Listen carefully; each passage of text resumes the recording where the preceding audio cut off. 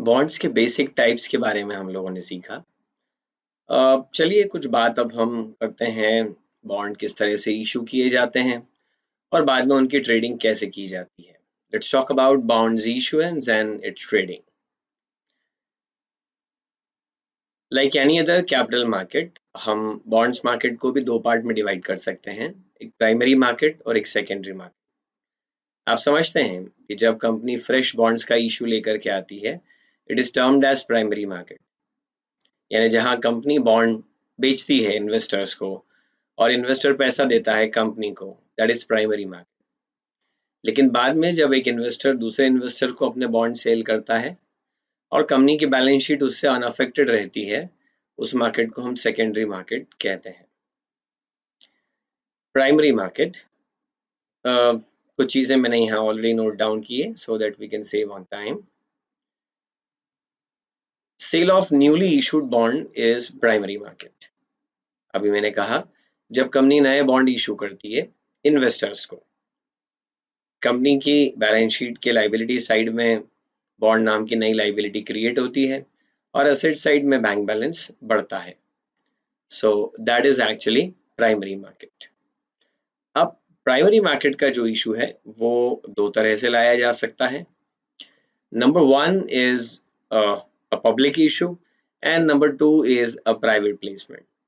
अगर आप थोड़ा सा इस नाम पे ध्यान देंगे तो भी आपको बात समझ में आएगी कि जहां पब्लिक एट लार्ज को इनवाइट किया जाए अपने डिवेंचर्स के लिए, बॉन्ड्स के लिए, तो वो एक पब्लिक इशू है।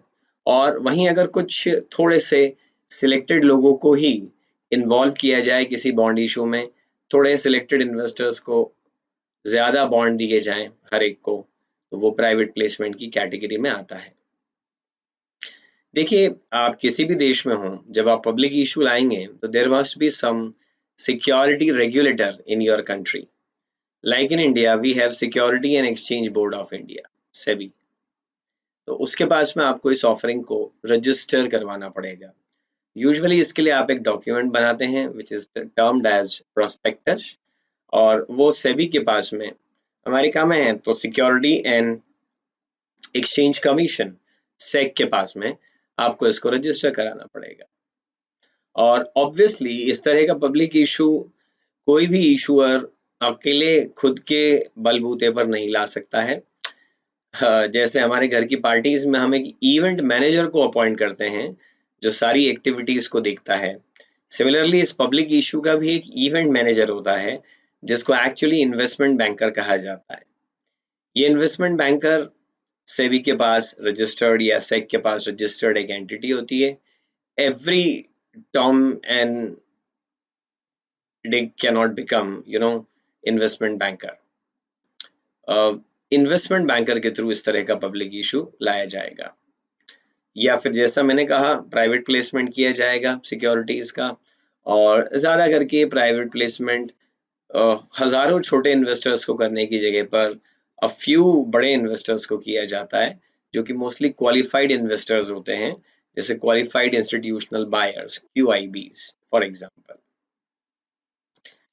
अब देखिए, जो पब्लिक इशू की हम बात करें तो आप इन्वेस्टमेंट बैंक के थ्रू पब्लिक इशू लेकर के आते हैं। ऑब्वियसली इन्वेस्टमेंट बैंक को अपनी सर्विस के लिए फीस मिलेगी, बट इन्वेस्टमेंट बैंक के फंक्शंस क्या हैं, ये कुछ चीजें हैं which will be taken care by investment bank. सबसे पहले investment bank will help you to determine your fund needs. It's not like that कि ये जो functions की हमने लिस्ट बनाई है ये एग्जॉस्टिव लिस्ट है और इन्वेस्टमेंट बैंक इसके अलावा कुछ नहीं करेगा, या इन्वेस्टमेंट बैंक ये सर्विसेज तो जरूर देगा। It's not like that. Investment bank इसके अलावा भी सर्विसेज दे सकता है, और ये जो लिस्ट है इसमें से कुछ सर्विसेज आपको नहीं चाहिए तो इन्वेस्टमेंट बैंक नहीं देगा। जैसे अगर आप अपनी फंड की रिक्वायरमेंट खुद ही एस्टिमेट कर सकते हो तो फिर इन्वेस्टमेंट बैंक की हेल्प की उसमें कोई जरूरत नहीं होगी। B point, structuring debt securities. पिछले चैप्टर में हमने देखा कि डेट सिक्योरिटीज कई टाइप की हो सकती है। There may be various types of coupon structure, there may be various types of redemption structures, credit rating, liquidity. हर महीने में कई तरह की डेट सिक्योरिटीज आप डिजाइन कर सकते हैं। काफी क्रिएटिव एरिया होता है डेट सिक्योरिटीज को डिजाइन करना. तो investment banker will help you to structure your debt securities.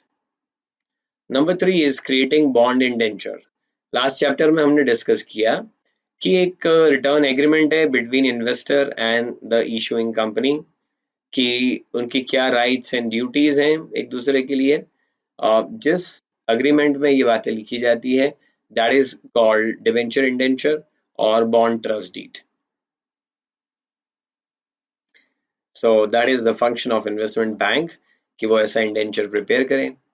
D point से is naming the bond trustees. अब जब आप ट्रस्ट डीड बनाएंगे मतलब उसमें बॉन्ड होल्डर्स के बहुत से राइट्स डिफाइन करेंगे. Definitely, bondholders may be thousands in number and उनके लिए ये feasible नहीं होगा कि अपने छोटे छोटे rights के लिए वो कंपनी के अगेंस्ट कोई लीगल एक्शन लें. तो बेसिकली राइट देने से काम नहीं चलता है, उनके फेवर में इन राइट्स को एग्जीक्यूट करने के लिए भी एक एजेंसी की जरूरत होती है and those people are actually debenture trustees. तो डिवेंचर ट्रस्टीज का अपॉइंटमेंट का काम भी इन्वेस्टमेंट बैंकर करेगा. Then E point says registering the issue with the regulator. Security and Exchange Board of India या Security and Exchange Commission या जो भी किसी कंट्री का रेगुलेटर है उसके पास में इस इशू के रजिस्ट्रेशन का काम इन्वेस्टमेंट बैंकर ही करेगा. Then assessing the demand and price in the given market conditions. Investment banker ये असेस करेगा कि मार्केट में इस तरह के डिवेंचर्स की कितनी डिमांड है और उस हिसाब से इन डिवेंचर्स की प्राइसिंग क्या होनी चाहिए. देखिए एक बार सेकेंडरी मार्केट में ट्रेडिंग स्टार्ट होती है तो प्राइस डिस्कवरी डेली बेसिस पर डिमांड सप्लाई से ऑटोमेटिकली हो जाती है. लेकिन प्राइमरी मार्केट में इशू लाते समय पर अगर आप गलत प्राइस पर बॉन्ड का इशू ले आए, लाइक आपने काफी सस्ता बॉन्ड ऑफर कर दिया तो लोग लाइन लगा करके आपका बॉन्ड खरीद लेंगे. ऑन द अदर हैंड अगर आपने बहुत महंगा बॉन्ड रेट ऑफर कर दिया तो आपका इशू फ्लॉप हो जाएगा. Nobody would by your debentures. So that is the job of investment banker, to assess the demand and decide the price of the bond accordingly. Then selling the bond. Finally, in bonds को बेचने की जो activity है that is also function of investment banker. अब देखिए ये जो आप पब्लिक ऑफरिंग लेकर के आ रहे हैं और even if you are coming up with a private placement तो वो दो टाइप से हो सकता है. Number 1 it may be under return offering or it may be best offered offering. या तो आप एक अंडरराइटर को अपॉइंट करें जो इस बात की गारंटी लें कि आप जितना बड़ा इशू लेकर के आ रहे हैं वो पूरा सेल हो जाएगा और अगर नहीं होता है तो रिमेनिंग डिवेंचर्स अंडरराइटर खरीदेगा. सो that is under return offering. On the other hand best offered offering का मतलब ये होगा कि it's like whatever agent is there, he'll try his level best to sell your debentures. और अगर इसका कुछ हिस्सा नहीं बिकता है तो he is not responsible to buy those debentures. Obviously company के लिए काफी सेफ होगा कि वो एक अंडर रिटर्न ऑफरिंग लेकर के आए. उससे उनको इस बात की श्योरिटी होगी कि जितने फंड की रिक्वायरमेंट है उतना पूरा फंड इस पब्लिक इशू के थ्रू रेज हो जाएगा.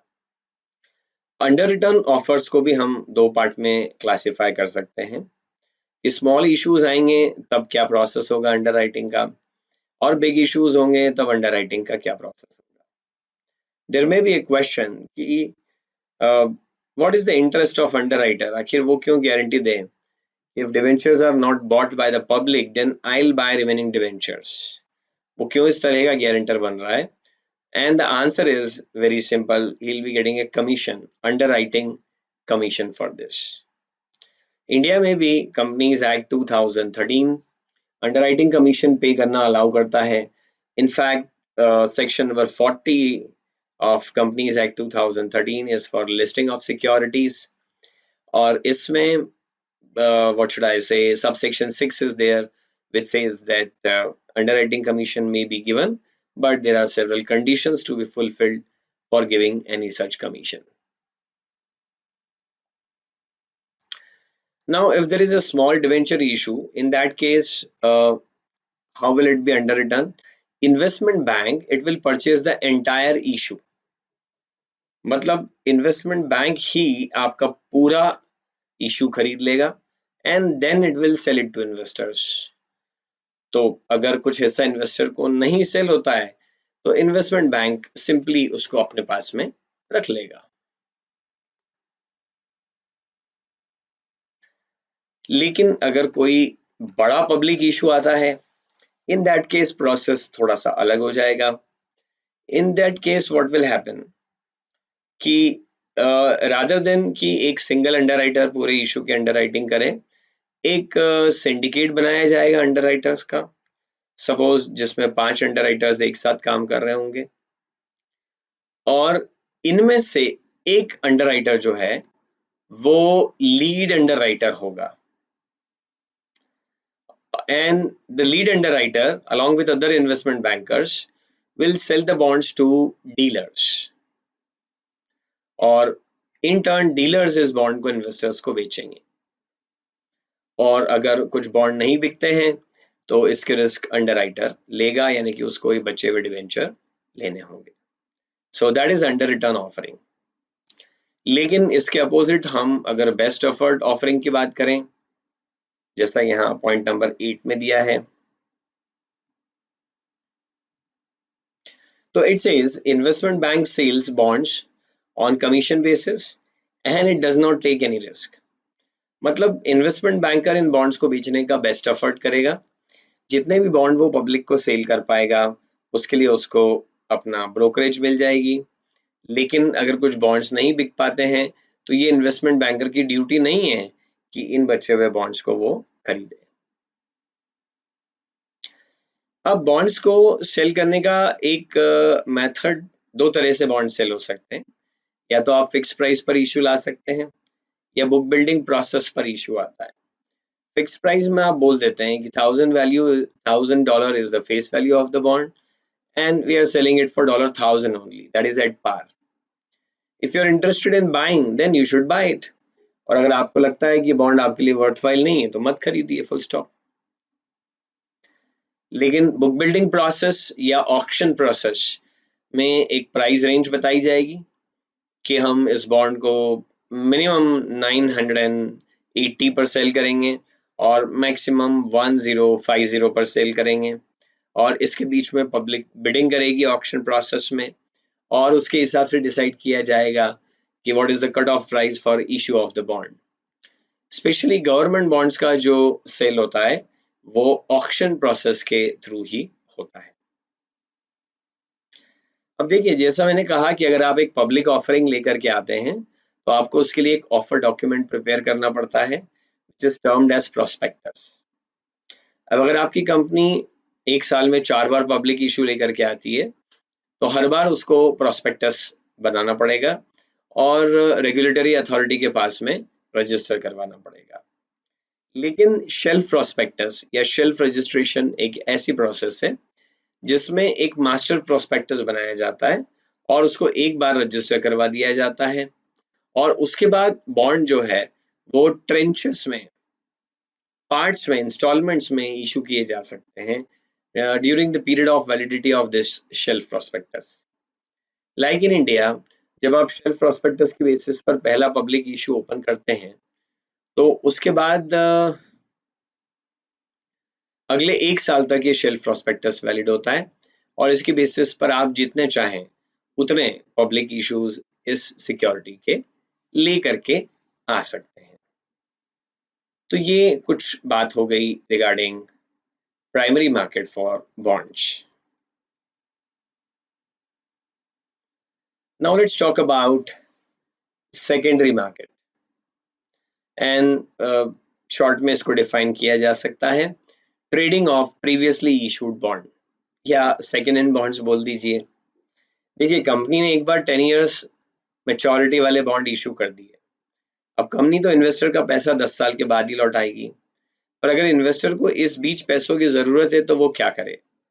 तब वो दूसरे इन्वेस्टर को इन सिक्योरिटीज को बेच सकता है और इसी तरह का मार्केट सेकेंडरी मार्केट कहलाता है।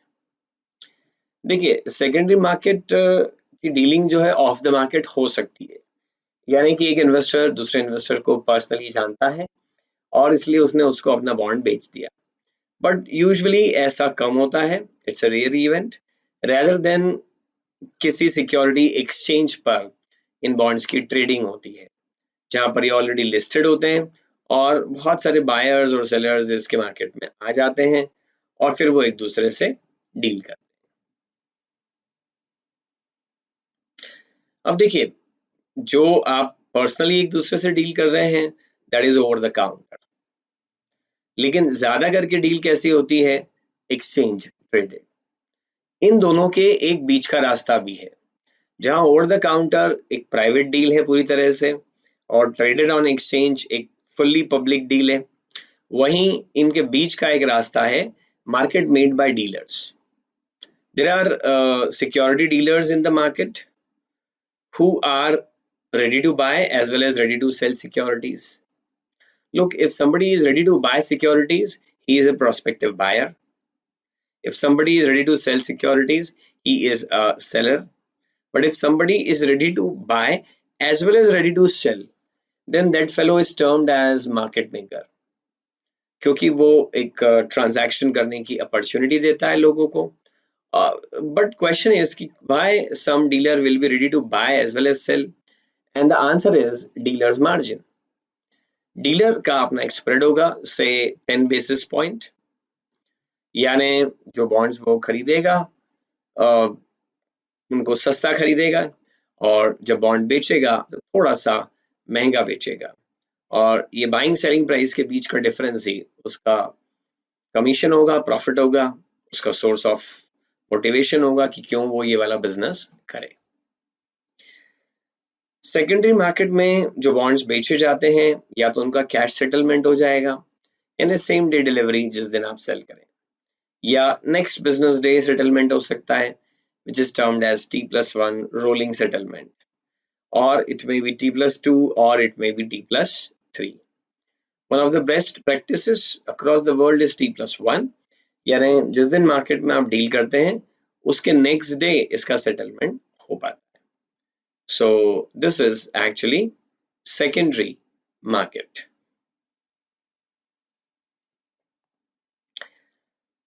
प्राइमरी और सेकेंडरी मार्केट को हमने डिस्कस किया है, और अब हम आते हैं फिर से एक पुरानी बात पर जो हम पिछले चैप्टर में शॉर्ट में कर चुके हैं, और वो है टाइप्स ऑफ इशूअर। हमने कहा था सोवरेन गवर्नमेंट में भी issuer for a debenture, that is central government, और नॉन सोवरेन गवर्नमेंट्स में आल्सो भी इशूअर लाइक स्टेट गवर्नमेंट और क्वासी गवर्नमेंट एंटिटीज और supranational एजेंसीज में भी देयर। इसके अलावा पब्लिक सेक्टर एंटरप्राइजेस भी अपने बॉन्ड इशू कर सकती है, और प्राइवेट सेक्टर में काम करने वाले कॉरपोरेशंस भी अपने बॉन्ड्स इशू करते हैं। तो थोड़ा सा हम यहाँ पर LOS के हिसाब से, लर्निंग आउटकम स्टेटमेंट के हिसाब से जा रहे हैं, जो CFA इंस्टीट्यूट ने बनाया है, और उसमें उन्होंने पूछा है securities issued by sovereign government के बारे में आप क्या बताना चाहते हैं। लुक, सबसे पहली बात तो आप यहाँ देखिए, सोवरेन गवर्नमेंट, लाइक अगर हम इंडिया की बात करें तो सेंट्रल गवर्नमेंट, सेंट्रल गवर्नमेंट के पास करेंसी प्रिंट करने का राइट है, आप जानते हैं इस बात को। पहले के जमाने में गोल्ड स्टैंडर्ड होता था कि जितनी करेंसी आप पब्लिश करें उतना गोल्ड आपको रिजर्व्स में रखना पड़ता था, but gone are the days, अभी तो गोल्ड जितना है उतना ही है, और गवर्नमेंट जितना चाहे फ्रीली उतना करेंसी प्रिंट कर सकती है। So looking at that, government will never be a defaulter in repayment of bonds issued by it.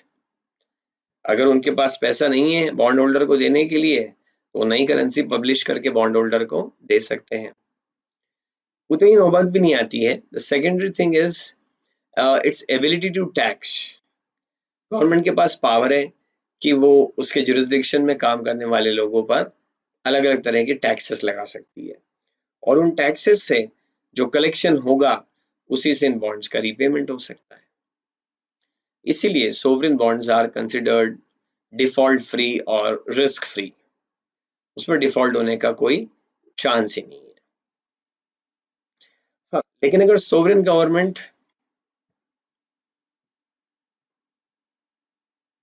अपने बॉन्ड्स को अदर करेंसीज में इशू करती है, जैसे गवर्नमेंट ऑफ इंडिया अगर डॉलर डिनोमिनेटेड बॉन्ड इशू करती है, तो वो कंप्लीटली डिफॉल्ट फ्री तो नहीं होंगे, लेकिन फिर भी उनकी अच्छी खासी हाई क्रेडिट रेटिंग होगी। अब कंप्लीटली डिफॉल्ट फ्री क्यों नहीं है? क्योंकि गवर्नमेंट ऑफ इंडिया के पास डॉलर पब्लिश करने का राइट नहीं है। हालांकि गवर्नमेंट ऑफ इंडिया के पास टैक्स लगाने का राइट है, और वो टैक्स लगा करके रेवेन्यू कलेक्ट करके उन रुपयों से डॉलर्स परचेज करके और डॉलर डिनोमिनेटेड बॉन्ड्स का रिडम्पशन कर सकती है। Now, the bonds issued by sovereign entities may be either fixed rate bonds or floating rate bonds और inflation indexed bonds. Last chapter में हमने डिस्कस किया था कि फिक्स रेट में जहाँ पे till maturity periodically same amount of interest पे किया जाता है, वहीं फ्लोटिंग रेट बॉन्ड्स में कोई reference rate plus fixed rate मिला करके एक रेट बनाया जाता है। और इन्फ्लेशन इंडेक्स बॉन्ड में या तो कूपन इन्फ्लेशन के साथ फ्लक्चुएट कर सकता है, या प्रिंसिपल, या दोनों ही एक साथ फ्लक्चुएट कर सकते हैं। सोवरेन बॉन्ड के बाद हम लोग बात करते हैं नॉन सोवरेन गवर्नमेंट बॉन्ड्स की, क्वासी गवर्नमेंट बॉन्ड्स की और सप्रा नेशनल एजेंसीज के बारे में। NSGB, ये मैंने एक शॉर्ट फॉर्म बना दिया, non sovereign government bonds are issued by state governments और म्यूनिसिपल कॉर्पोरेशंस और any other body like that. For example, अगर हम इंडिया में बात करें तो महाराष्ट्र गवर्नमेंट ने अगर कोई बॉन्ड्स इशू किए हैं, वो नॉन सोवरेन गवर्नमेंट बॉन्ड की कैटेगरी में आ जाएंगे। या अगर इंदौर म्यूनिसिपल कॉर्पोरेशन ने कोई बॉन्ड्स इशू किए हैं, वो भी इसी कैटेगरी में आएंगे। द क्वेश्चन इज कि जब ये non sovereign government bonds issue होंगे तो इनका रीपेमेंट या इनका कूपन पेमेंट कहाँ से होगा? अगर ये बॉन्ड किसी स्पेसिफिक प्रोजेक्ट की फंडिंग करने के लिए इशू किए गए थे, तो उस प्रोजेक्ट के रेवेन्यू से इन बॉन्ड का रीपेमेंट होगा। लेकिन अगर ये जनरल पर्पज से इशू किए गए थे, तो जनरल टैक्स रेवेन्यू से इन बॉन्ड्स का रीपेमेंट होगा या कूपन पेमेंट किया जाएगा। एजेंसी बॉन्ड, अगर किसी स्पेसिफिक प्रोजेक्ट के लिए कोई गवर्नमेंट एजेंसी फॉर्म की जाती है, या किसी बिजनेस के लिए भी कोई गवर्नमेंट एजेंसी फॉर्म होती है, जिसको एक्चुअली हम PSE, public sector undertaking, public sector enterprise कहते हैं, तो ऐसी एंटिटी खुद तो गवर्नमेंट नहीं है, लेकिन इस एंटिटी के मेजॉरिटी ऑफ शेयर्स गवर्नमेंट के पास हैं। इनको भी ये भी गवर्नमेंट बॉन्ड के जैसे ही बॉन्ड्स हैं, मगर फिर भी ये गवर्नमेंट बॉन्ड नहीं है। इस तरह के जो बॉन्ड हैं, खासतौर से जो एजेंसी बॉन्ड्स हैं, उनकी यील्ड सोवरेन बॉन्ड के कंपैरिजन में ज्यादा होगी, ऑब्वियसली, क्योंकि जो सोवरेन बॉन्ड की क्रेडिबिलिटी है, उसकी गुडविल है, साख है, वो हाईएस्ट है, और एजेंसी बॉन्ड की जो गुडविल है वो उससे नीचे लेवल पर आएगी। देन सप्रा नेशनल बॉन्ड्स, ऐसी एजेंसीज जो किसी एक कंट्री के लिए काम नहीं करती हैं, जो कि एक एरिया के लिए, कॉन्टिनेंट के लिए या पूरे प्लेनेट अर्थ के लिए काम करती हैं, ऐसी एजेंसीज भी अपने बॉन्ड्स इशू कर सकती है। जैसे वर्ल्ड बैंक हुआ, एशियन डेवलपमेंट बैंक है, IMF है, इंटरनेशनल मॉनेटरी फंड है, इस तरह की एजेंसीज भी अपने बॉन्ड इशू कर सकती हैं। और ऐसे जो बॉन्ड इशू होते हैं सप्रा नेशनल एजेंसीज के द्वारा, उनकी क्रेडिट रेटिंग काफ़ी हाई होती है और उनकी लिक्विडिटी भी बहुत ही अच्छी मानी जाती है, क्योंकि इस तरह की एजेंसीज को मल्टीपल नेशनल गवर्नमेंट्स सपोर्ट करती हैं। चलिए, सोवरेन गवर्नमेंट बॉन्ड के बारे में हमने बात करी, नॉन सोवरेन गवर्नमेंट बॉन्ड के बारे में हमने बात करी। अब हम बात करते हैं types of debt issued by corporations, या यूं कहें sources of finance for a corporation. सबसे पहले बैंक डेट की बात करते हैं। एक्चुअली ये कोई सिक्योरिटी नहीं है जो ट्रांसफरेबल हो, सेलेबल हो, ये एक सिंपल प्लेन लोन है। जब किसी कॉर्पोरेशन को अपने बिजनेस के लिए पैसों की जरूरत पड़ती है, तो वो कॉरपोरेशन किसी बैंक से लोन लेता है। यूजुअली इस तरह के लोन वेरिएबल रेट लोन होते हैं। कहने का मतलब है कि इसमें कोई रेफरेंस रेट से रेट ऑफ इंटरेस्ट डिसाइड होता है, जैसे लिबोर या मिबोर या पीएलआर या रेपो रेट और some other rate. Bilateral loan, it is ये जो लोन की हम बात कर रहे हैं, जो वेरिएबल रेट पर दिए जा रहे हैं, ये दो टाइप के हो सकते हैं। या तो ये बायलेटरल लोन हो सकता है या ये सिंडिकेटेड लोन हो सकता है। बायलेटरल लोन का मतलब है कि सिर्फ एक बैंक ने एक कॉरपोरेशन को लोन दिया। लेकिन अगर लोन का अमाउंट ह्यूज है तो कोई भी एक सिंगल बैंक किसी एक सिंगल कॉरपोरेट में ज्यादा एक्सपोजर नहीं लेना चाहता है, वो अपनी रिस्क को कंट्रोल करना चाहता है और इसीलिए लोन सिंडिकेशन होता है। What happens in that case कि 4 या 5 बैंक मिल करके उनमें से कोई एक बैंक लीड बैंकर बन जाता है और वो फंड एक्यूमुलेट कर लेते हैं। It is also named as consortium finance. जैसे 200 करोड़ 5 बैंकों ने इकट्ठा किया और 1000 करोड़ रुपीस का लोन किसी एक एंटिटी को दे दिया। इस तरह के लोन्स को सिक्योरिटाइज भी किया जा सकता है। Now what is that securitization, वो बाद में किसी चैप्टर में हम लोग डिस्कस करेंगे। नेक्स्ट इसके बाद में कमर्शियल पेपर। कॉर्पोरेट्स का ये भी एक short term source of finance है and it's a security financing. मतलब कोई पेपर्स इशू किए जाते हैं और फंड रेज किया जाता है और ये पेपर्स ट्रांसफरेबल होते हैं। It is a short term unsecured debt instrument. Actually it is a negotiable instrument. अगर आपने टर्मिनोलॉजी कभी सुनी हो, promissory note, bill of exchange और check, इनको हम negotiable instrument कहते हैं। तो कमर्शियल पेपर बेसिकली एक promissory note के जैसा ही होता है, मतलब ये ट्रांसफरेबल होता है इजीली। मैच्योरिटी, देखिए इंडिया में अगर 1 साल से कम पीरियड की सिक्योरिटीज है तो उनको हम शॉर्ट टर्म कहते हैं और उसके ऊपर फिर मीडियम टर्म और लॉन्ग टर्म। लेकिन यूएसए में सिस्टम थोड़ा सा अलग है।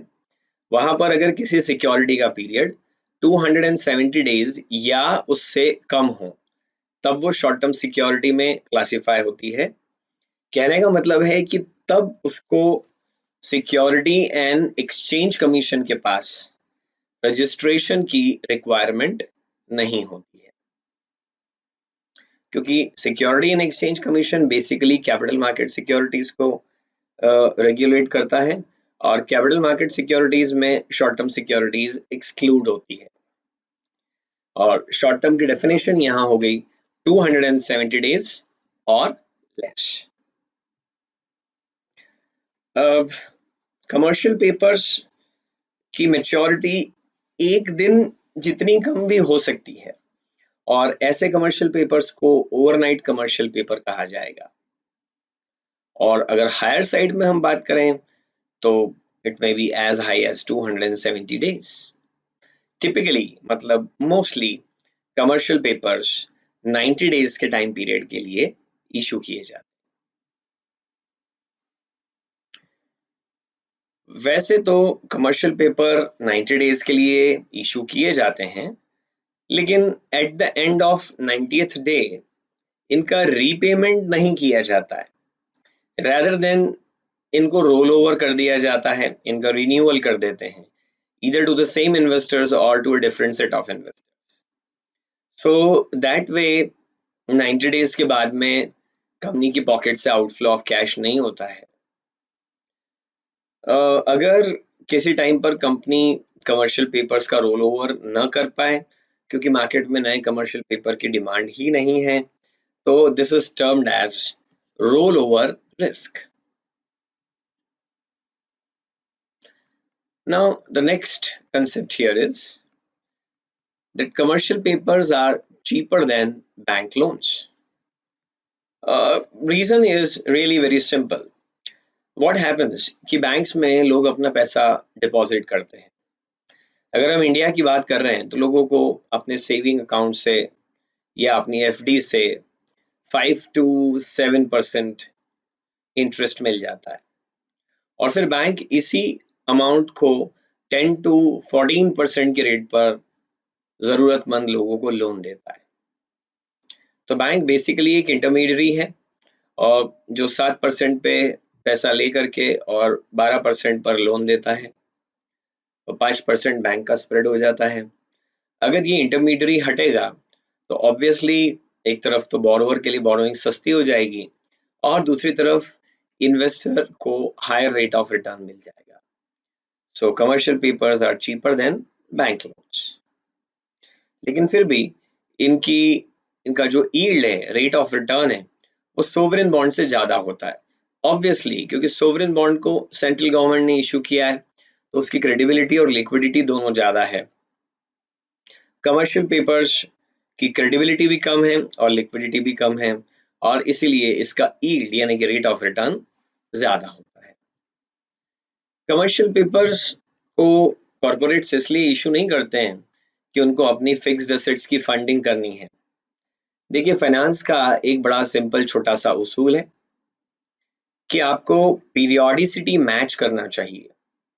अगर लॉन्ग टर्म एसेट्स की फंडिंग करनी है तो लॉन्ग टर्म सोर्सेज से फंड रेज करना चाहिए और अगर शॉर्ट टर्म एसेट्स की फंडिंग करनी है तो शॉर्ट टर्म सोर्सेज से फंड रेज करना चाहिए। कहने का मतलब, अगर आपको एक लैंड खरीदनी है, उस पर बिल्डिंग कंस्ट्रक्ट करनी है, उसके लिए पैसा चाहिए, इक्विटी शेयर्स इशू करिए, 20 years वाले डिवेंचर्स इशू करिए, समथिंग लाइक दैट। लेकिन अगर आपको अपनी वर्किंग कैपिटल की फंडिंग करनी है आने वाले 6 months के लिए, जो कि आपका हाई सीजन होने वाला है, तो उसके लिए आपको कमर्शियल पेपर्स इशू करना चाहिए या दूसरा कोई शॉर्ट टर्म सोर्स लेना चाहिए। अगर इस चीज को आप मैच नहीं करते हैं ना, you will be in trouble. अगर बिल्डिंग कंस्ट्रक्शन के लिए पैसा चाहिए और आपने 6 months लोन ले लिया, then you will have liquidity crisis, क्योंकि 6 महीने बाद रीपेमेंट कहाँ से करेंगे? You won't have fund to repay, वो पैसा तो बिल्डिंग कंस्ट्रक्शन में लगा दिया आपने। On the other hand, requirement अगर 6 months की है और 20 year डिबेंचर्स आपने इशू कर दिए, then you will have profitability problems. It means even if you are not in requirement of funds, you will be left with huge fund और उस पर अननेसेसरीली आप इंटरेस्ट पे करेंगे जबकि उस पैसों का आप इस्तेमाल ही नहीं कर पा रहे हैं, वो आइडल पड़ा है आपके पास। इसलिए इस प्रिंसिपल को ध्यान में रखते हुए कि पीरियोडिसिटी मैच होना चाहिए, mostly commercial papers working capital की फंडिंग के लिए यूज किए जाते हैं। हालांकि ब्रिज फाइनेंस के लिए भी इनका यूज किया जाता है। I hope you understand bridge finance. Bridge तो आप समझते हैं, अगर आप एक रोड पर ट्रेवल कर रहे हैं और अचानक देयर इज अ रिवर, तो there is a gap between this bank of the river and that bank of the river. इस गैप को ब्रिज करने के लिए जो स्ट्रक्चर क्रिएट किया जाता है, दैट्स अ ब्रिज। ब्रिज का काम है इस गैप को खत्म कर देना। ऐसे ही फंडिंग में भी होता है कि आपको एक लॉन्ग टर्म प्रोजेक्ट के लिए फंडिंग चाहिए, 20 years लोन चाहिए और लोन सैंक्शन हो गया है, लोन देने वाली अथॉरिटी ने हाँ कह दिया है, लेटर दे दिया है आपको कि yes they will give you loan, लेकिन उसका डिसबर्समेंट होने में अभी 6 months लग जाएंगे, पैसा हाथ में आने में 6 महीना लग जाएगा, जबकि आपको प्रोजेक्ट पर काम करना अभी शुरू करना है। 100 करोड़ रुपए का लोन है और उसमें से 5 करोड़ रुपए तो इमीडिएटली चाहिए और वो भी 6 महीने बाद आएंगे। क्या करें इस गैप का? इस गैप को हम ब्रिज करेंगे ब्रिज फाइनेंस से। एक टेम्परेरी 5 करोड़ का लोन लेंगे 6 months के लिए, 3 months के लिए, और जब हमारा लंबे समय वाला लोन आ जाएगा तब इस छोटे समय वाले लोन को रीपे कर देंगे, that is bridge finance. Commercial paper इसलिए भी इशू किए जा सकते हैं।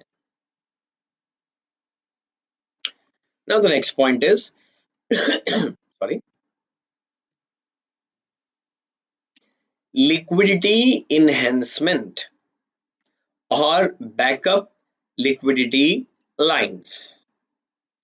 जब कंपनी कमर्शियल पेपर इशू करती है suppose for a period of 90 days, तो ऐसे केस में एक क्रेडिट एनहेंसमेंट या लिक्विडिटी एनहेंसमेंट इन्वेस्टर को ऑफर करती है. This corporation, it enters into an agreement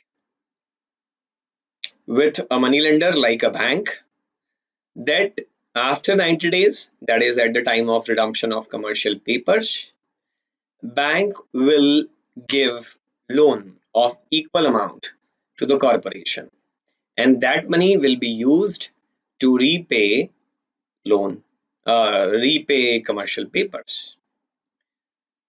अब इससे फायदा क्या है? इन्वेस्टर्स विल बी अश्योर्ड कि भाई हमारा पैसा तो मिल जाएगा क्योंकि कंपनी ने एक लिक्विडिटी एनहेंसमेंट का अरेंजमेंट किया है.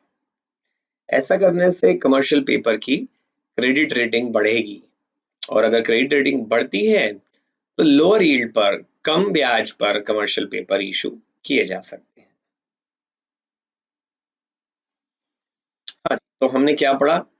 एक तो bank loan source of finance है कॉर्पोरेशंस के लिए, कमर्शियल पेपर दूसरा सोर्स ऑफ फाइनेंस है, और तीसरा है corporate bonds, debentures. We have already studied this in previous chapter in depth कि कितने सारे तरह के बॉन्ड्स हो सकते हैं, लेकिन दो टर्मिनोलॉजीज और है जो हम यहाँ डिस्कस कर लेते हैं. यूं कहिए वहां छूट गई थी तो अब हम पढ़ रहे हैं.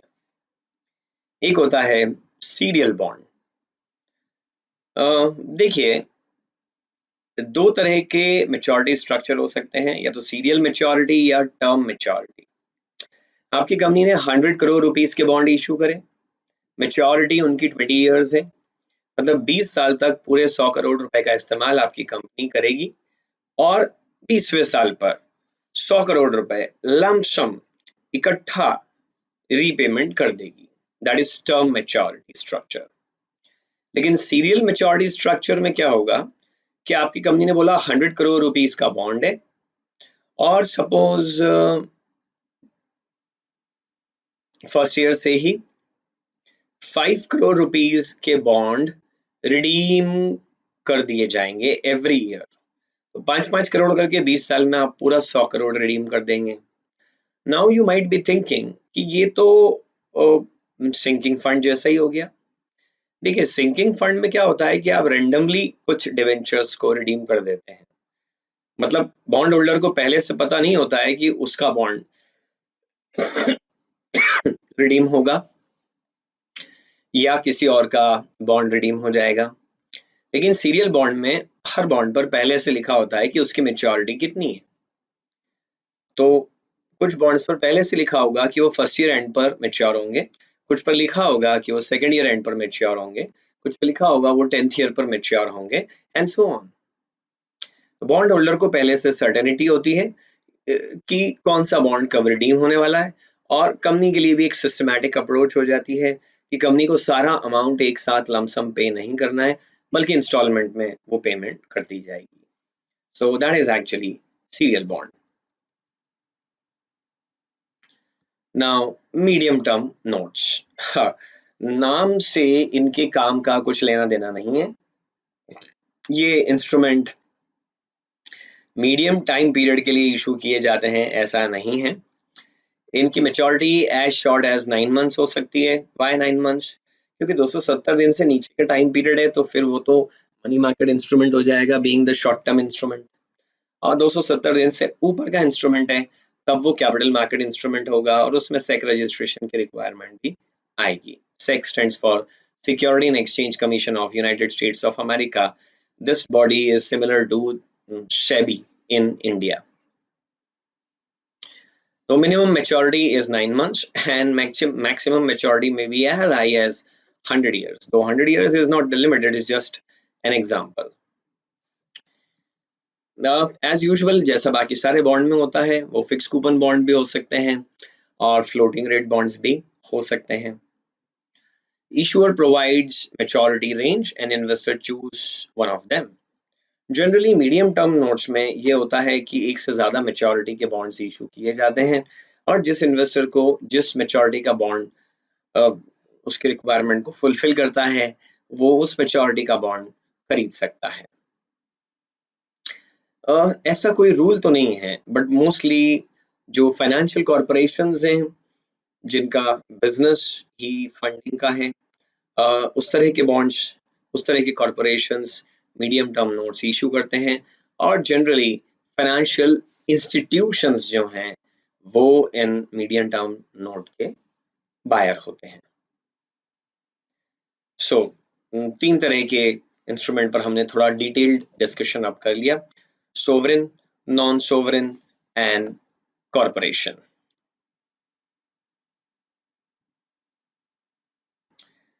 चलिए अब एक नया फंडा हम पढ़ते हैं, structured financial instruments.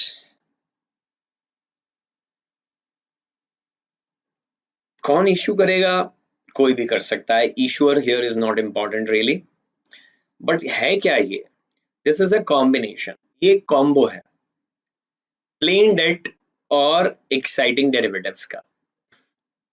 It's not a plane vanilla, इसमें कुछ अलग अलग तरह की एक्साइटिंग डेरिवेटिव्स की टॉपिंग भी साथ में एडेड है। So it's a combination of plain debt and derivatives and collateralized assets sometimes that also। collateralized assets क्या है वो डिटेल डिस्कशन बाद के चैप्टर्स में आएगा। मतलब स्ट्रक्चर्ड फाइनेंशियल इंस्ट्रूमेंट में कुछ एम्बेडेड डेरिवेटिव्स होते हैं। जैसे इसमें हम सबसे पहला एक एग्जांपल देखते हैं, and that is credit linked notes. What happens here is investors receive less payment on happening of certain credit event। $1000 का ही बॉन्ड है, उस पर रेगुलरली कूपन का आप पेमेंट कर रहे हैं $80। 5 years के बाद में $1000 में वो मेच्योर होगा अगर कोई क्रेडिट इवेंट नहीं होता है तो। लेकिन अगर जो क्रेडिट इवेंट स्पेसिफाई किया गया था वो हो जाता है तो जो रिडम्पशन प्रोसीड है वो प्रोपोर्शनेटली रिड्यूस कर देंगे। अब सुनिए, क्रेडिट इवेंट मतलब इशूअर का क्रेडिट इवेंट या इन्वेस्टर का क्रेडिट इवेंट नहीं, एक थर्ड पार्टी का क्रेडिट इवेंट हम ले रहे हैं। जैसे आपने कोई रेफरेंस असेट ली और उसके डाउनग्रेड या डिफॉल्ट की रिस्क आपने साथ में डिस्कस कर ली। जैसे कंपनी ए ने मिस्टर बी को अपना क्रेडिट लिंक नोट बेचा और उन्होंने कहा कि अगर नेशनल हाउसिंग बोर्ड की क्रेडिबिलिटी रिड्यूस होती है तो मैं तुमको कम पैसा दूंगा। अब ये नेशनल हाउसिंग बोर्ड ना तो इशूइंग कंपनी है और ना ही सब्सक्राइबिंग इन्वेस्टर है, ये एक थर्ड एसेट है जिसका रेफरेंस हमने ले लिया है। जैसे फ्लोटिंग रेट लोन में हम क्या करते हैं, लिबोर की बेसिस पे मैं इंटरेस्ट पे करूंगा, ना तो लिबोर का मैं मालिक हूं ना आप हो, लेकिन हमने लिबोर को रेफरेंस ले लिया। ऐसे हमने एक असेट का क्रेडिट रेफरेंस ले लिया कि अगर फला कंपनी के क्रेडिबिलिटी, उसकी क्रेडिट रेटिंग में डाउनग्रेड आता है या डिफॉल्ट कर देती है वो कंपनी, तो बॉन्ड के रिडम्पशन पर आपको कम पैसा मिलेगा। बेसिकली अगर आप इस तरह का बॉन्ड खरीद रहे हैं ना, तो you are buying the bond and selling the credit default swap, कि अगर कोई डिफॉल्ट हुआ तो आप पेमेंट करेंगे। Sir why should I buy this bond, जब मेरा मेच्योरिटी अमाउंट फिक्स नहीं है, उसको रिड्यूस किया जा सकता है, गिराया जा सकता है किसी और ही थर्ड पार्टी के डिफॉल्ट करने पे वो भी, तो मैं क्यों खरीदूं इसको? क्योंकि इसको कंपनसेट करने के लिए आपको हायर कूपन दिया जाएगा। आई मीन टू से आपकी यील्ड क्या होगी, ज्यादा होगी। एक तो आपका रेगुलर कूपन होगा और जो एक्सेस यील्ड है वो इस क्रेडिट रिस्क को लेने की वजह से आपको मिलेगी। This is termed as credit linked assets or credit linked notes। Now another structured financial instrument is capital protected instrument। What is concept behind it? Say I am a bond holder of capital protected instruments, and I'll buy one bond for face value of $1,000. I'll be receiving regular coupon, whatever coupon is promised. Say 6% coupon is promised. So every year I'll be getting $60 as coupon payment. And suppose maturity is 5 years. So after 5 years, I'll be getting $1,000 face value as redemption price of the bond. But I'll be getting another thing, and that is value of call option on the reference stock index. मतलब ये कह दिया गया कि मान लो Nifty है आज 10,000 point पर एग्जाम्पल के लिए, और 5 साल के बाद अगर निफ्टी 15,000 पॉइंट्स से ऊपर जाता है, तो जितना निफ्टी 15,000 पॉइंट से ज्यादा ऊपर जाएगा उस प्रपोर्शन में मेरी रिडम्पशन प्राइस बढ़ जाएगी, समथिंग लाइक दिस। देखो मैं थोड़ा लिख के बताता हूँ आपको। हमने सबसे पहले तो reference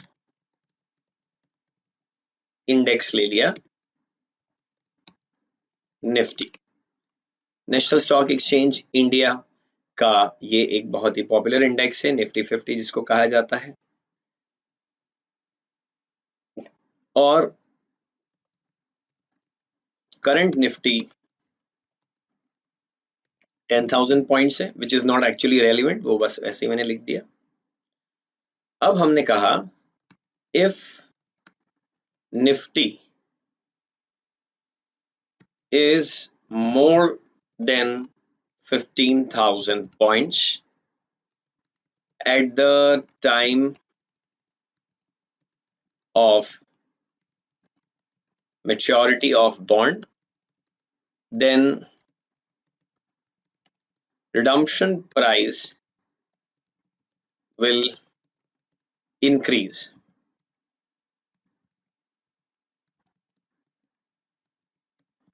Proportionately. Now suppose Nifty reaches 16,000 points, then redemption price will be equal to $1,000 into Nifty of 16,000 divided by the reference Nifty of 15,000. So let's quickly do it on Excel. 1,000 multiplied by 16,000 divided by 15,000. So it will be 1067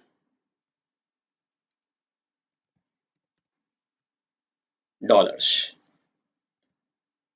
It's something like this. कुछ इस तरीके से यहाँ पर payment किया जाएगा। तो capital protected है आपकी, कूपन्स भी प्रोटेक्टेड हैं, बस आपको कुछ एक्स्ट्रा अमाउंट दिया जाएगा। एक्स्ट्रा अमाउंट दिया जाएगा, wow that's a good news. तब तो फिर मुझे यही इंस्ट्रूमेंट लेना चाहिए, capital protected instrument. Just keep in mind ये कुछ ऐसा हो गया है कि आपने बॉन्ड खरीदा है और साथ में कॉल ऑप्शन भी खरीद लिया है। अब ये कॉल ऑप्शन क्या होता है ये हम डेरिवेटिव्स में पढ़ेंगे। आप सिर्फ इतना समझें कि आपको एक फेवर मिल रहा है, मुफ्त में दुनिया में कुछ नहीं मिलता है, there are no free lunches. तो इस फेवर की कुछ कीमत भी आपको चुकानी पड़ेगी, और वो कीमत ऐसे चुकानी पड़ेगी कि इनिशियली अगर बॉन्ड अदरवाइज $1,000 में आता था तो अभी $1,020 में आएगा। वो प्रीमियम आप शुरुआत में ही पे कर देंगे, इससे आपको मिलने वाली यील्ड जो है वो रिड्यूस हो जाएगी। इसका रिवर्स बॉन्ड भी डिजाइन किया जा सकता है कि 1,000 तो मैक्सिमम अमाउंट है, अगर निफ्टी गिर गया जिस प्रपोर्शन में डाउन गया उतना आपका रिडम्पशन अमाउंट कम कर दिया जाएगा। इसमें उल्टा हो जाएगा, इसमें इनिशियली आपको बॉन्ड $1,000 से कम में मिल जाएगा क्योंकि आप अपना एक नुकसान करवाने के लिए यहाँ पर तैयार हो गए हैं। सीधी बात है, इन्वेस्टर को अगर कोई फेवर मिलता है तो बॉन्ड इनिशियली उसको महंगा मिलेगा, और इन्वेस्टर को अगर कोई डिसएडवांटेज बियर करने के लिए कहा जाता है तो इनिशियली उसको बॉन्ड सस्ता मिलेगा। और चूंकि ये प्लेन बॉन्ड के साथ में एक डेरिवेटिव एम्बेडेड है, इसीलिए इसको स्ट्रक्चर्ड फाइनेंशियल इंस्ट्रूमेंट कहा जा रहा है। नाउ पार्टिसिपेशन इंस्ट्रूमेंट्स, ये भी एक एग्जांपल है स्ट्रक्चर्ड फाइनेंशियल इंस्ट्रूमेंट का। Here payments are based on value of reference interest rate. जैसा कि फ्लोटिंग रेट बॉन्ड्स में होता है कि बॉन्ड के ऊपर जो कूपन है वो लिबोर प्लस 3% है। अब ऐसे में लिबोर 4% है तो 4 + 3 7% इंटरेस्ट दिया जाएगा। और द पेमेंट्स में भी based on some equity index. चाहो तो कूपन को इक्विटी इंडेक्स से लिंक कर दो, इक्विटी इंडेक्स जितना ऊपर कूपन उतना ज्यादा, इक्विटी इंडेक्स जितना नीचे कूपन उतना कम। या फिर redemption price of the bond को भी इक्विटी इंडेक्स से लिंक किया जा सकता है। इस तरह के स्ट्रक्चर्ड इंस्ट्रूमेंट का एक बड़ा फायदा है कि मान लीजिए किसी फंड मैनेजर को सिर्फ फिक्स्ड इनकम सिक्योरिटीज में ही पैसा लगाने की इजाजत है, वो इक्विटी मार्केट में एक्सपोजर नहीं ले सकते, उनके लिए डायरेक्टली ऐसा करना अलाउड नहीं है। लेकिन तब भी वो इस तरह के पार्टिसिपेशन इंस्ट्रूमेंट्स में तो पैसा लगा ही सकते हैं, क्योंकि बेसिकली वो है तो एक डेट इंस्ट्रूमेंट, हालांकि उसमें एक इक्विटी कंपोनेंट एम्बेडेड है। तो इस चीज को ध्यान में रखते हुए हम ये कह सकते हैं कि एक तरह से ये आपने उस प्रोविजन को बाईपास कर दिया जिसमें आपको कहा गया कि आप इक्विटी एक्सपोजर नहीं लेंगे, तो आपने इनडायरेक्टली ऐसा इक्विटी एक्सपोजर ले लिया। Now another example could be leveraged instruments। देखिए लेवरेज का मतलब ही होता है डिस्प्रपोर्शनेट चेंज। किसी रेफरेंस में चेंज आने पर आपके रिटर्न्स में डिस्प्रपोर्शनेट चेंज आ जाए, सो that is leveraged.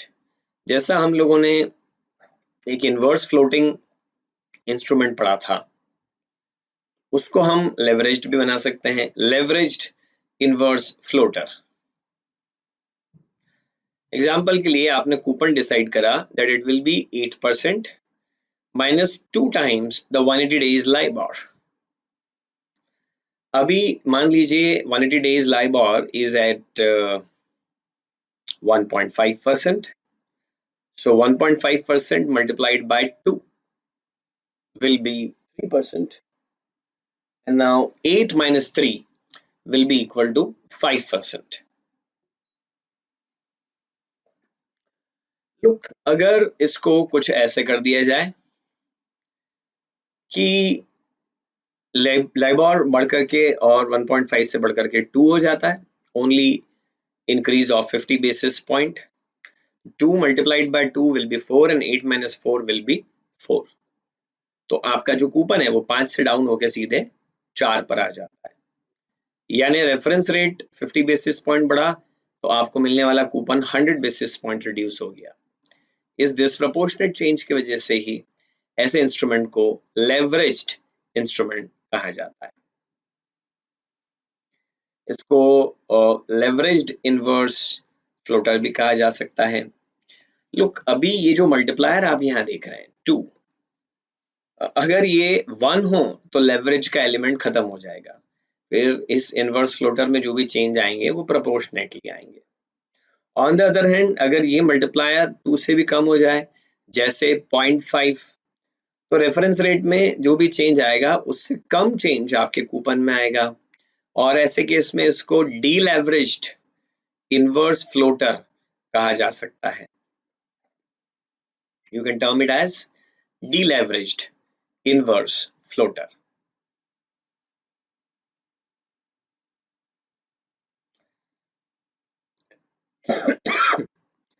Now, one of the learning outcome statement, that is LOS,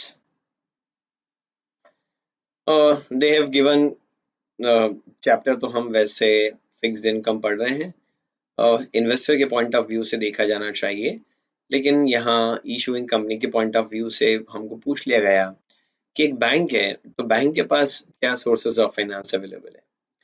सबसे पहला चेकिंग डिपॉजिट्स, जिनको हम इंडिया में करंट अकाउंट कहते हैं। अनलिमिटेड लिक्विडिटी इसमें होती है, अगर आपका एक करंट अकाउंट है तो जितने चाहें डेली ट्रांजैक्शन आप कर सकते हैं, एज सच उस पर कोई लिमिट नहीं होती है, but at the same time interest होता है जीरो। अगर आपका पैसा डिपॉजिटेड है तो आपको उस पर कुछ भी कमाने का चांस नहीं होता। दूसरा जो बैंक के पास में सोर्स ऑफ फंड है वो सेविंग अकाउंट है। सेविंग अकाउंट में भी chequebook facility, internet banking facility तो होती है, आप उसमें डे टू डे ट्रांजैक्शंस तो कर सकते हैं, लेकिन बहुत ज़्यादा ट्रांजैक्शन नहीं कर सकते हैं। थोड़ी लिक्विडिटी कॉम्प्रोमाइज होती है, बट इसके बदले में आपको एटलीस्ट कुछ इंटरेस्ट ऑफर किया जाता है आपके सेविंग डिपॉजिट पर। अब इसी तरह का एक इंस्ट्रूमेंट होता है सर्टिफिकेट ऑफ डिपॉजिट, जो बैंक्स इशू करते हैं अपनी शॉर्ट टर्म फंडिंग रिक्वायरमेंट को फुलफिल करने के लिए। कमर्शियल पेपर और सर्टिफिकेट ऑफ डिपॉजिट दोनों एक से ही इंस्ट्रूमेंट है। इन दोनों ही इंस्ट्रूमेंट में कोई कूपन ऑफर नहीं किया जाता है, it's a zero coupon instrument.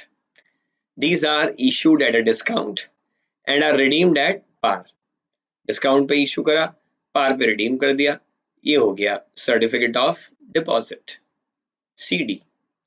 Mostly ये जो सीडी होते हैं ये नेगोशिएबल होते हैं, यानी कि इन्वेस्टर जिसने सीडी सब्सक्राइब किया है वो सीडी किसी और बंदे को बेच सकता है।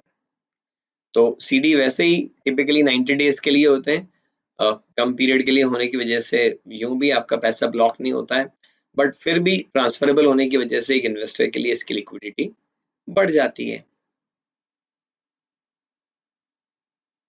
ओके, तो बैंक के लिए और क्या सोर्सेज ऑफ फाइनेंस हैं? Borrowing from other banks. जैसे इंडिया में अगर हम बात करें तो रिजर्व बैंक ऑफ इंडिया एक मार्केट चलाता है जिसको नेगोशिएटेड डीलिंग सिस्टम कहा जाता है, एनडीएस। उस एनडीएस के प्लेटफॉर्म पर जा करके बैंक से एक दूसरे से डील कर सकते हैं। Call money market, notice money market, term money market, repo money market, interbank participation certificate, ऐसे कई तरह के इंस्ट्रूमेंट्स हैं जिनके थ्रू बैंक्स आपस में फंडिंग कर सकते हैं। और reserve on deposit with central bank, ये भी एक सोर्स ऑफ फाइनेंस है कि आप जा करके सीधे रिजर्व बैंक ऑफ इंडिया से ही बोरो कर सकते हैं, रिवर्स रेपो रेपो ट्रांजैक्शन करके। ये कुछ एग्जांपल्स हुए एक बैंक के सोर्सेज ऑफ फाइनेंस के। Now the next concept is what is repo. Repurchase agreement क्या है? देखिए, it's very simple, it is sale and repurchase. मैंने आपको कोई चीज बेची और मैंने प्रॉमिस करा कि ये चीज मैं आप ही से वापस खरीद लूंगा, और जितने में मैंने आपको बेची है उससे ज्यादा मैं वापस ले लूंगा आपसे। मतलब इनिशियली आपने मुझे कुछ पैसा दिया क्योंकि मैंने आपको कोई सिक्योरिटी बेची, और बाद में ज्यादा पैसों में मैंने आपसे वापस वही खरीद ली, मतलब मैंने आपका पैसा एक तरह से ब्याज सहित लौटा दिया। इफेक्टिवली देखा जाए तो रेपो एक लेंडिंग बोरोइंग का ही ट्रांजैक्शन है। एग्जाम्पल के लिए आप देखिए, $1000 बॉन्ड जिसकी मार्केट प्राइस जो भी कुछ है उसको हमने आज $990 में बेच दिया। एक बैंक ने दूसरे बैंक को $1000 फेस वैल्यू वाला बॉन्ड $990 में बेचा और अग्रीमेंट किया कि 1 महीने बाद वही बैंक दोबारा इस बॉन्ड को खरीद लेगा $995 में। तो इनिशियली उसको $990 मिला और 1 महीने बाद $995 देना पड़ा। इन शॉर्ट उसको $5 एक्स्ट्रा देना पड़ा, वही $5 इंटरेस्ट हो गया। और ये $5 इंटरेस्ट कितने लोन पर दिया गया? 990 के लोन पर दिया गया। तो 5 डिवाइडेड बाय 990 इंटू 100 करेंगे, अराउंड 0.5% एक इंटरेस्ट रेट आ जाएगी। और एनुअलाइज करने के लिए इसको 12 मंथ से मल्टीप्लाई कर देंगे क्योंकि तो 1 मंथ का इंटरेस्ट हुआ केवल। 12/1 कर दिया हमने तो 6.06% is the implicit annualized interest। Repo transaction की खासियत ये है कि अपने आप में सेफ है, क्योंकि मैंने आपसे $990 का लोन नहीं लिया है, मैंने आपको बदले में सिक्योरिटी भी दे दी है। जो मैंने बेची 990 में आपको, वो डिलीवर कर दी। तो अगर मैं डिफॉल्ट करता हूँ $995 देने में, जो सिक्योरिटी मैंने आपको दी थी वो आप ही रख लीजिएगा। अब अगर हम कहें कि रेपो में जिस बॉन्ड का लेन देन किया गया है उसकी मार्केट वैल्यू $1000 है, जो मैंने आपको 990 में बेचा है, तो $10 सस्ता बेचा है मैंने आपको, और $10 $1000 के ऊपर 1% का डिस्काउंट हो गया। This 1% is termed as repo margin। तो अगर मैं डिफॉल्ट करता हूं तो न केवल आपको आपका प्रिंसिपल अमाउंट पूरा रिकवर हो जाएगा, बल्कि ये 1% एक्स्ट्रा मार्जिन भी आपके पास रहेगा मेरे डिफॉल्ट पीरियड में जो इंटरेस्ट अक्रू हुआ है वो रिकवर करने के लिए। रेपो का period as short as 1 day भी हो सकता है कि मैं आपको आज एक सिक्योरिटी सेल करता हूँ, कल रीपरचेज कर लूंगा। इस तरह के रेपो को ओवरनाइट रेपो कहते हैं। हिंदुस्तान में बात करें अगर हम, तो रिजर्व बैंक ऑफ इंडिया बड़ी संख्या में, बड़ी भारी मात्रा में, लार्ज वॉल्यूम में ओवरनाइट रेपो कॉन्ट्रैक्ट्स करता है। लॉन्गर पीरियड रेपोज जो हैं they are termed as term repo.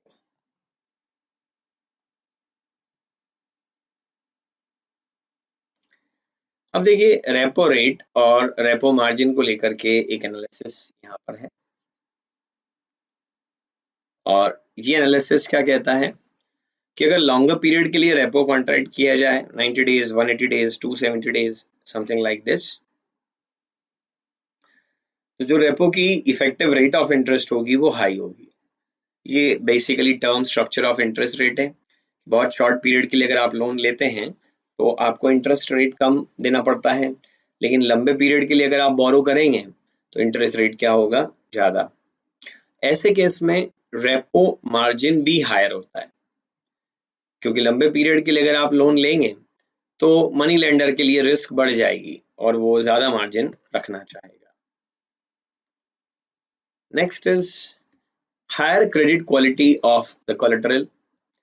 Repo transaction में जो सिक्योरिटी मैंने आपको सेल करी है, जो मैं आपसे रीपरचेज करने वाला हूं, अगर उसकी क्रेडिट क्वालिटी बड़ी स्ट्रांग है तो ऐसे केस में आपका लोन बड़ा ही ज्यादा सेफ माना जाएगा, और जो रेपो में यील्ड है, जो इंटरेस्ट रेट है, वो लोअर हो जाएगा।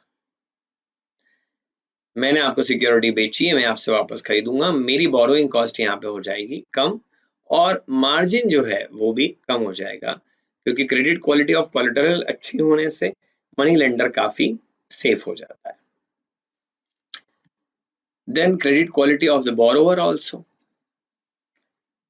अगर मैंने रेपो इनिशिएट किया है, मैं आपसे एक तरह से बोरो कर रहा हूँ, मेरी गुडविल अच्छी है, तो एक तरफ तो मैं आपको सिक्योरिटी तो दे ही रहा हूँ, पर अगर वो सिक्योरिटी फेल भी होती है तो आई एम देयर, मैं हूं ना, मैं आपका पैसा चुकाऊंगा। तो बोरोवर की क्रेडिट क्वालिटी अच्छी है तो again repo rate, interest rate जो रेपो में इम्प्लिसिट है वो रिड्यूस हो जाएगी, और मार्जिन भी रिड्यूस हो जाएगा। देखिए कई बार ओवरनाइट रेपोज में क्या होता है कि मैंने कहा कि मैं आपको एक सिक्योरिटी आज बेच रहा हूँ, कल वापस खरीद लूंगा। तो जब मैं आज बेचता हूँ तो आपको उसकी डिलीवरी ऑफर नहीं करता हूँ, उसकी डिलीवरी मैं अपने पास ही रख लेता हूँ। So if security is not delivered ना, तो मेरी तरफ से फिर भी कुछ डिफॉल्ट करने की रिस्क हो सकती है, but if security is delivered to you, risk lower हो जाती है, और इसी वजह से रेपो का इंटरेस्ट रेट भी कम हो जाता है और रेपो का मार्जिन भी रिड्यूस हो जाता है। इसके बाद में आता है हाई डिमांड ऑफ कोलेटरल।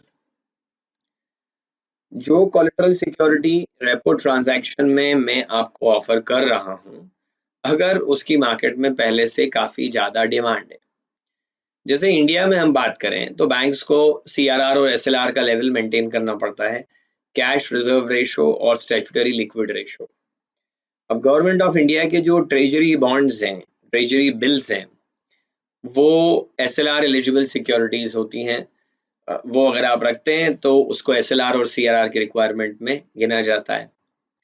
तो अगर रेपो में मैं आपको ट्रेजरी बिल की डिलीवरी दे रहा हूँ और ट्रेजरी बिल की काफी ज्यादा डिमांड है, क्योंकि आपको भी तो अपनी सीआरआर एसएलआर रिक्वायरमेंट फुलफिल करनी है, तो ऐसे केस में आपको एक besides earning interest from me, you will have an additional benefit कि आपको एक बड़ी क्वालिटी सिक्योरिटी मिल रही है जिसकी आपको जरूरत थी।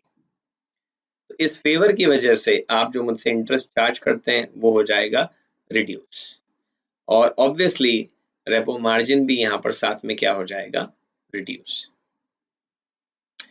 देखिए, एक होता है रेपो जिसमें मैं आपको सिक्योरिटी सेल करके रीपरचेज करने का एग्रीमेंट करता हूं, और दूसरा हुआ रिवर्स रेपो जिसमें मैं आपसे सिक्योरिटी बाय करके और उसको फिर से सेल करने का प्रॉमिस करता हूं। इन शॉर्ट, मैं और आप डील कर रहे हैं, तो जो मेरे लिए रेपो है वही सेम चीज आपके एंगल से देखा जाए तो रिवर्स रेपो में क्लासिफाई हो जाएगी। तो ये कंसेप्ट हुआ रेपो एंड रिवर्स रेपो का।